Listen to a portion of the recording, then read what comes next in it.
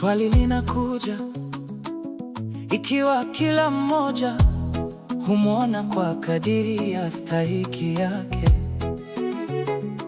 na sasa tumefunikwa pazia, vipi wale waliokuwa wapinzani walimwona kwa macho?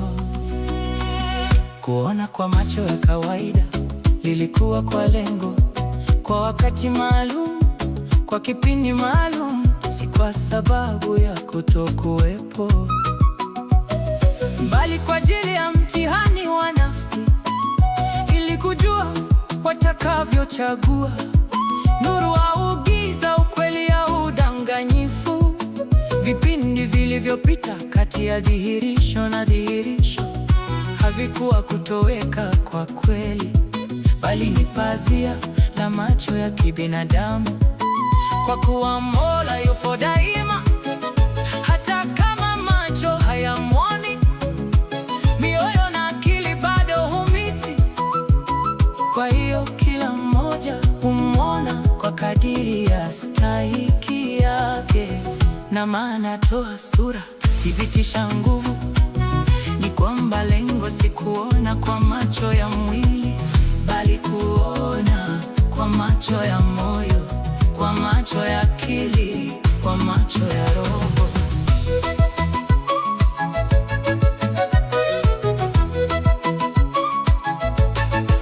Kwa hiyo dhihirisho lilikuwa kwa ajili ya kuchukua ahadi, na kutokuwepo kwa macho si kutokuwepo kwa hakika.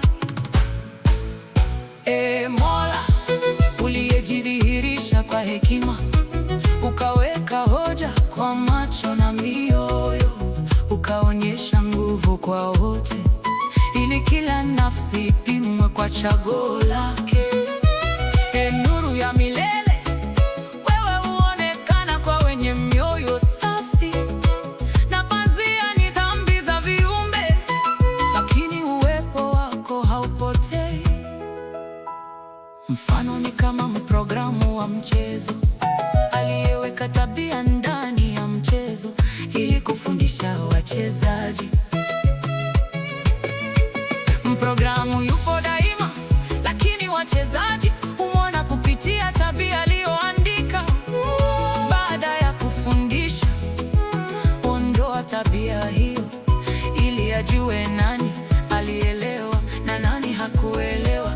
Wale wenye akili hutambua kwamba mprogramu bado yupo, na kwamba maagizo yake ni sahihi, na kwamba mchezo ni wa haki. Lakini wale wasiopenda kujifunza hudhani mprogramu hayupo, hudhani mchezo si sahihi, kwa kuwa hawafuati maagizo, wanafuata matamanio ya nafsi zao. Hivyo hoja ikasimama juu ya wote. Wale waliotii walijua ukweli, na wale waliokataa walidhihirisha upotovu.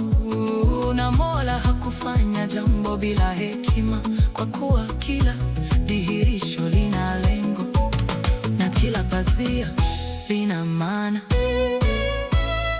Kwa hiyo sasa, wengine humwona kwa macho ya moyo, wengine hawamwoni kwa sababu ya pazia, wengine humfikiria kwa sura, lakini Mola ametukuka juu ya sura na mfano. Mola uliyejidhihirisha kwa dhihirisho na pazia, wewe huweka hoja kwa kila kizazi, na kila nafsi hujaribiwa kwa nuru na giza. Asiye na mfano.